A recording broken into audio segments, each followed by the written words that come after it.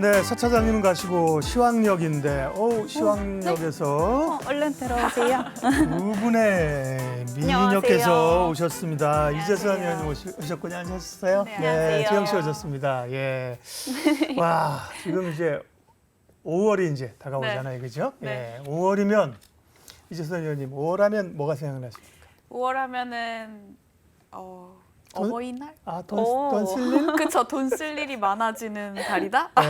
이 정도로 아. 약간 좀 생각을 해볼 수 있을 것 같아요. 지영 씨는 5월 하면. 저는 들어오자마자 세리메이부터 생각하고 있었는데 이제 주식형 인간이 됐구나. 너무 시드 모으기에만 지금 집중하고 있나 봐요, 네. 제가. 피폐하네. 5월이면 좋은 거 생각해야지. 세리메이. 안 그래도 5월에 주식을 팔고 떠나라니까. 그 얘기는 우리가 이재선 의원님께 여쭤보고 5월 하면 우리가 약간 좀 감성적으로 가야죠. 제가 이제 5월에 관한 시를 아까 또 하나 찾아놨잖아요. 오광수님의 5월을 드립니다. 당신 가슴에 빨간 장미가 만발한 5월을 드립니다. 5월엔 당신에게 좋은 일들이 생길 겁니다. 꼭 집어 말할 수는 없지만 왠지 모르게 좋은 느낌이 자꾸 듭니다. 당신에게 좋은 일들이 많이 생겨나서 예쁘고 고른 하얀 이를 드러내며 얼굴 가득히 맑은 웃음을 짓고 있는 당신 모습을 자주 보고 싶습니다. 우리가 적이시네요. 이런 시도 좀 보고 그래야 돼. 맨날 차트만 보고 그죠? 그쵸. 너무 삭막해져 있었나 봐요. 이평선 이격도만 이런 거 보면 안 되고. 자, 근데 5월 얘기 좀 이따 여쭤봐야 되고. 네. 아니 간밤에 그 미국 기업들 실적 다 주목하고 있었는데요. 맞죠. 근데 그 전에 네. 뭐 퍼스트 리퍼블릭 뱅크 잊을만 한데 또 뭐 은행 얘기가 나오면서 주가 급락하고 미국 시장 끌어내렸는데 이건 뭐예요? 후폭풍인 거예요? 또 긴장해야 되는 거예요? 뭐 사실 결론부터 말씀드리자면은 시스템 리스크로 확산되기까지는 저는 그렇게 크지는 않을 것 같아요. 가능성을 그렇게 높게 잡고 있지는 않는데 네. 퍼스트 리퍼블릭 뱅크 같은 경우는 보자면은 저희가 이제 CS 사태라든지 예전에 SVB 사태 터질 때 네. 이제 그 예금 인출 가능성이 높은 은행 중에 하나로 그랬죠. 원래 꼽히던 은행이었고요. 그렇기 때문에 사실 뭐 예금 인출이 어느 정도 이제 될 가능성이 높았고 사실상은 실적도 안 좋을 가능성이 이미 높았기 때문에 사실 주가가 실적이 나오고 나서도 하방 압력이 조금 확대가 많이 됐던 것 같아요. 근데 이제 다른 은행들의 그 지금 실적을 보면요. 오히려 지금 좋게 나왔거든요. 시장이 놀랄 정도로 사실 좋게 나왔어요. 이 퍼스트 리퍼블릭 뱅크 이제 전에 저희가 지난주에 JP모건이라든지 이제 대형 은행들의 실적을 확인을 했는데 예금이 오히려 연초 대비해서도 사실 늘어났고요. 네, 실적 같은 경우도 보자면 어닝 서프라이즈를 기록을 해서 주가를 끌어올리는 재료로 작용했어요. 결국에는 이제 부익부 빈익빈이라고 저는 이제 해석을 할 수가 있을 것 같아요. 지금 같은 국면에서 이제 살아남을 수 있는 기업은 살아남고 그렇지 않은 기업들은 사실 도태될 수밖에 없다라는 거를 시장에 조금 던져주는 메시지가 아닐까라고 생각이 들고 있고요. 이건 약간 비단 은행 업종뿐만 아니고 사실 여타 업종도 마찬가지일 것 같아요. 향후 이제 저희가 금리가 워낙 또 높은 수준으로 이제 금리 상승폭이 이제 지난 연도부터 전개가 됐었잖아요. 사실 기업 이익단에는 당장의 금리 레벨이 영향력을 작년에는 미치진 않았습니다. 근데 이게 시차를 두고 반영될 가능성이 높거든요.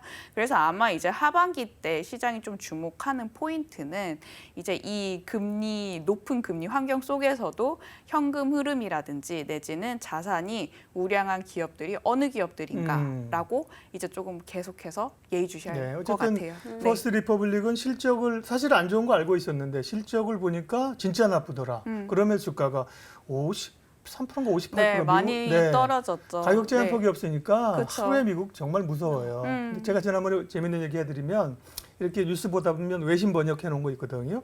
그런데 보니까 퍼스트 리퍼블릭 은행을 한국말로 제1공화국 은행 이렇게 번역하더라고요. 퍼스트 리퍼블릭. 웃긴 얘기였는데 어쨌든 시스템 리스크는 아니다. 그렇죠? 실적이나 이런 경기 불안 요인들이 있다. 그렇게 해석하면 되겠네요. 시스템 리스크로 번지려면은 일단 대형은행과 중소형들 은행에서 동시다발적으로 뱅크런 현상이 일어나야 됩니다. 근데 아직까지 제가 아까 말씀드렸다시피 중소형 은행에서 돈을 빼서 오히려 대형 은행들에게 예금을 넣는 지금 현상이 발생을 하고 있기 때문에 시장이 은행 쪽의 건전성에 대해서 그렇게 크게 위험도를 높게 가져가고 있지는 않은 것 같아요. 제 생각에는. 그러면 제가 궁금한 것도 여쭤볼까요? 보통 달러가 약세면 원화는 강세라고 저는 알고 아, 있었는데 네. 이게 뭔가 달러도 강세가 아니고 네. 원화도 강세가 아닌 이런 흐름이 계속 이어지잖아요. 유독 이제 그쵸. 원화가 약세인 거죠. 그죠? 네, 네. 맞아요. 1분기만 놓고 보더라도 이머징 내에서 원화가 절하까지는 아니지만 그래도 이제 다른 이제 그 통화가 강세를 보일 때 네. 사실 그렇게까지 두드러지게 강세를 보이지는 않았거든요.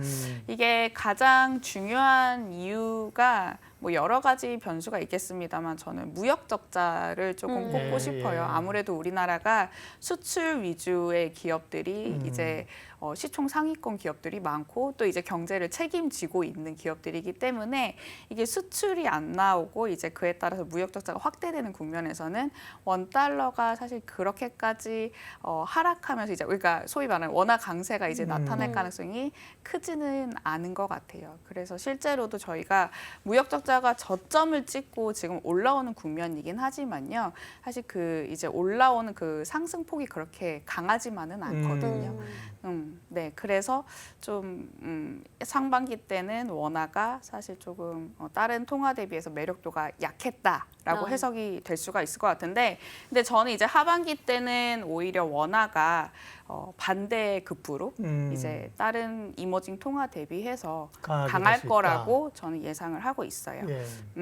왜냐라고 이제 약간 이유를 들자면은 일단 수출이 2월달, 3월달 이렇게 4월달 저희가 20일 이제 수출 통계치까지 확인을 했는데 저점을 찍고 이제 그 증가율이 마이너스긴 하지만요. 지금 폭 자체가 점차 줄어들고 있는 예. 국면이거든요. 그렇기 때문에 무역 적자도 오히려 지금 향후는 좀 개선될 가능성이 높고요.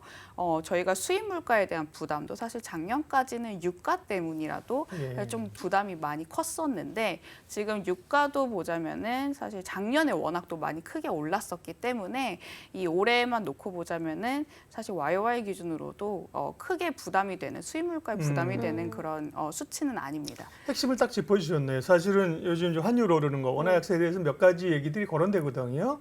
뭐 외국인들의 배당 송금 요인도 있다고 하고, 네. 약간 또 뭐 지정학적 리스크 이런 네. 요인도 있긴 하지만 근본적으로는 우리가 이제 무역 수지가 적자는 아니까 그죠? 맞아요. 그 요인이 컸고 그게 네. 이제 하반기에 돌아설 때는 결국 이제 원화는 좀 강세로 갈 수 있다. 네. 좋고요.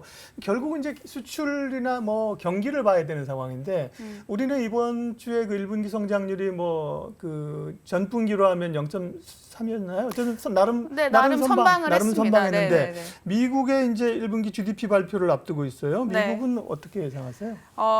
미국은 이제 GDP를 총 3번에 걸쳐서 맞아요. 발표를 하거든요. 네. 속보치, 속보치, 예비치, 확정치. 네, 확정치인데 이제 지난번에 이제 GDP 같은 경우는 2.6%를 이제 발표를 했는데요. 미국은 또 연율로 발표해요. 그러니까 맞아요. 그것도 이제 참고를 해야 되고. 네, 지금은 이제 2.0%로 이제 소폭 하향 조정이 됐어요. 컨센서스가요.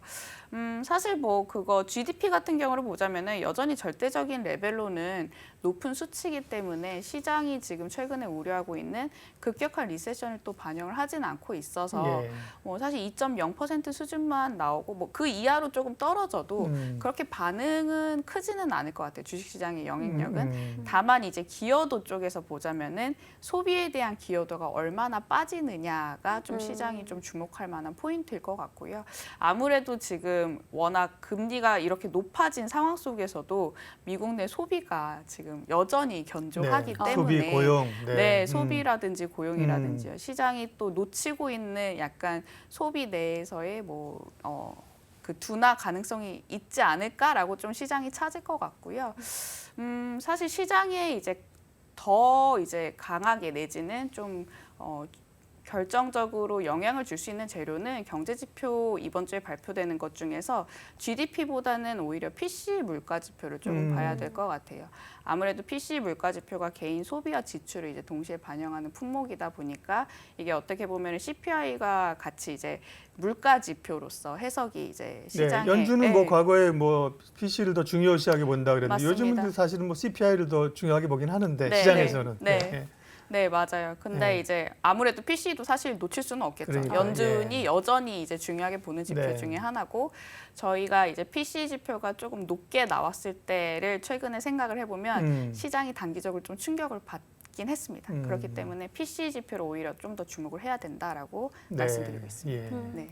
그래도 되게 긍정적으로 이야기를 해주시는 거잖아요. 네. 근데 그러면은 앞서서 저희 얘기했던 세린메이 세린메이. 이야기를 또 안 이 해볼 수 없을 것 같아요. 올해 이 소녀 감성을 뺏어간 소녀 세린메이는 어떻게 하느냐. 네. 그러게요. 아니 저도 4월 들어서 계속해서 들었고 또 진짜 5월 되기 전에 정리해야 되는 건가 이런 생각을 계속했는데 좀 어떻게 보시는지 궁금하거든요. 그러니까 세린메이냐 아니냐 이재선 의원님의 답변을 듣고 싶네요. 오늘 우리가 지하철 내리기 전에 이 문제를 해결하고 가야 되거든요. 그렇죠. 네. 저는 일단 결론부터 얘기하자면 음. 아니라고 생각합니다. 아니다. 네, 안 팔아도 된다 굳이. 네. 왜냐면 지금 사실 5월 달에 만약에 박스권 내지는 횡보 흐름이 전개가 되더라도 저는 하반기 때 오히려 시장을 좀 긍정적으로 바라볼 수 있는 몇 가지 포인트들이 여전히 남아있기 때문에 굳이 지금 주식을 보유하고 있는 입장에서는 뭐 정리할 필요는 없다라고 생각이 들고 있고요. 왜냐라고 이제 봤을 때 일단 통상적으로 계절적으로는 뭐 5월 달이 사실 주가 수익률이 좀 부진한 거는 맞는데 왜 이렇게 5월에 분위기가 좋은데 왜 전통적으로 보면 5월의 수익률이 왜 이렇게 안 좋은 걸까요? 그 이유도 궁금해요. 이게 미국 이제 증시를 저희가 많이 이제 그 계절성을 예. 얘기할 때 조금 보는데요. 미국 같은 경우를 보자면은 4월 중순부터 이제 세금을 걷기 시작을 해서요. 사실 세금 이슈가 좀 껴있기 때문에 네. 시장의 유동성이 주식보다는 이제 주식에서 이제 돈을 일정 부분 빼서 이제 세금을 납부를 하게 되는 거죠. 네. 이런 것도 사실 계절적인 요인으로 좀 작용을 하는 것 같고요. 그래서 실제로 주가 수익률을 보면은 한 4월 달까지는 좀 시장이 양호하다가 5월 달부터 한 여름쯤에는 주가 수익률이 상대적으로 좀 낮은 흐름을 보여줍니다. 그리고서는 이제 연말로 가서는 이제 연말 효과에 대한 기대감을 또 계절적으로 반영을 해서 주가가 좀 오르는 경향이 없지 않아 있고요. 근데 이게 매년마다 이런 흐름으로 가는 거는 아니다라고 보시면 될 것 같아요. 그래서 제 생각에는 5월 달에 뭐 수익률이 안 좋을 수는 있겠지만 그렇다고 저희가 이제 급락장을 바라보는 게 아니라면 사실 6월 달, 7월 달 저는 점진적으로 계단식으로 우상향하는 주가 흐름이 전개될 가능성이 높다라고 오히려 생각을 하거든요. 네. 그렇기 때문에 굳이 셀린메이에 너무 동조화될 필요는 없다라고 생각을 하고 있습니다. 옛날에 우리도 연구를 많이 했어요. 왜 5월에 약하지? 어린이날, 어버이날 돈 쓸 수요가 많아서 주식을 파나 이런 얘기도 했었고 그랬는데 네, 그죠? 네. 근데 계절적 요인이 있어요. 그래서 있어요. 아니 네. 이거 꼭 5월에 팔아야 된다는 게 말이 돼? 이게 너무 논리적이지 않잖아요. 그쵸. 근데 빠져 5월에. 그래서 이번에 거꾸로 가야지. 빠져. 그래서 5월에 약했던 건데 근데 네. 어쨌든 5월에 약해도 이후의 흐름들이 좋을 수 있으니 그쵸. 그것 때문에 5월에 주식을 다 집어던지면 나중에 후회할 수 있다. 그쵸. 그죠? 일정 오히려 부분은 보유하자. 그렇죠. 반대로 약간 생각하는 게 오히려 좀 더 좋을 것 같아요. 5월에 빠질 때 좋은 주식이 같이 빠지면은 그때 사실 이제 현금이 있다라고 했을 때는 분할 매수 관점에서 5월을 또 주식 시장을 좀 긍정적으로 생각을 해볼 수도 있다라고 생각은 하거든요. 아니 요것도, 주변에 예. 이 개미들이 예. 제 주변 개미들이 예. 그러면 이제 저점 매수의 타이밍이 아니냐. 개미는 뭐냐? 아름다운 개인 투자자. 개미. 네. 예. 예. 그렇죠. 예. 그 줄여서 그렇게 예. 얘기를 했는데 그래서 근데 지금 이재선 연구원님 얘기 들어보면은 네. 맞는 것 같아요. 네, 제 생각도요. 지금 코스피랑 코스닥이 사실 지난주부터 조금 조정을 받고 있잖아요. 네. 지금 기간 조정을 받고 있는데 이때 사실 뭐 제가 그때 앞서 방송에서도 말씀을 드렸다시피 2차 전지라든지요. 약간 시장을 이끌 수 있는 주도주들이 조금 쉬어가는 국면이라면 사실 그 조금 떨어진 이제 일부 매력적인 관련된 업종들 주식들을 사실 조금씩 다시 매수하는 것도 나쁘지 않은 전략이라고 생각을 해요. 그런 게 뭐가 있을까 이따 좀 여쭤보고요. 결국은 아까 말씀하신 것처럼 우리는 어쨌든 수출 데이터가 좀 돌아서야 이게 뭐 네. 경기도 그렇고 주식도 그렇고 근데 그게 아까 하반기라고 하셨는데 글쎄 그러면 여름쯤에는 좀 그쵸. 이렇게 기대할 수 있나요? 저는 기대해볼 만하다라고 생각은 하고 있습니다. 이게 수출 데이터가 지금 아까 제가 말씀드렸다시피 저희가 사실 수출 데이터를 보려면은 반도체가 결국엔 답이에요. 그렇죠. 해답이에요. 예. 반도체가 언제 수출 업황이 회복되느냐에 따라서 제가 봤을 때 $1의 방향이라든지 내지는 외국인의 수급 강도가 개선 폭이 좀 정해질 것 같은데 지금 4월 20일까지 그 잠정 수출치 통계를 보면요. 반도체가 처음으로 이제 계속해서 내려가다가요. 좀 고개를 올리는 그런 그래프를 지금 보여줬습니다. 처음으로요. 그래서 이게 뭐 저희가 5월 달 초에 가서 이제 4월 수출 최종적으로 확인을 해봐야겠지만 반도체 업황 내지는 수출이 이제 저점을 찍고 좀 올라갔다라는 시그널을 보이면. 자체가 보이면요. 사실 주식 입장에서는 이제 그 수출이 올라왔다는 거는 향후 이제 이익에 반영될 가능성이 높거든요. 반도체 이익 컨센서스가 저희가 하향 조정을 일단 멈췄어요.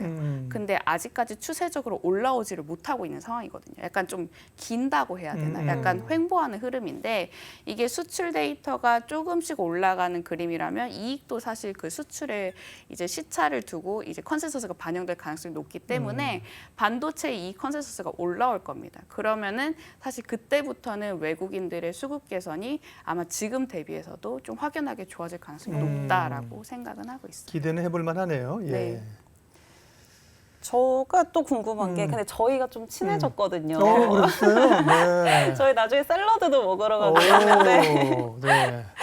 근데 그래서 제가 이재선 연구원님 그 리포트를 또 읽어봤는데 네네. 보니까 이 반도체 말고 뭐 자동차나 운송 쪽으로도 좀 외국인들이 많이 매수를 한다라고 맞아요. 얘기해 주셨더라고요. 제가 하반기 때 시장을 긍정적으로 보는 이유 중에 하나가요.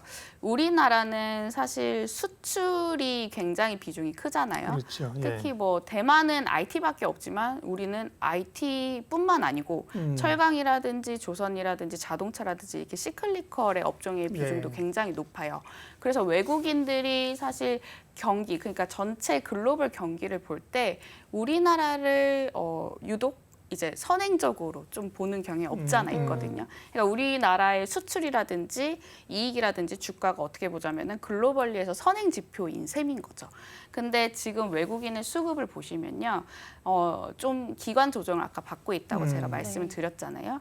근데 그거에 비해서 외국인들이 꾸준히 3월 달부터 어떤 거를 지금 매수를 하고 있냐라고 보면 반도체, 운송, 자동차 그러니까 경기 회복과 관련된 업종들에 있어서 삼성전자 계속 사죠. 삼성전자 계속 맞아요. 사고요. SK 하이닉스도 뭐 샀다 팔았다는 하지만 전반적으로 누적 순매수가 계속 올라가는 네. 그 그림이고요.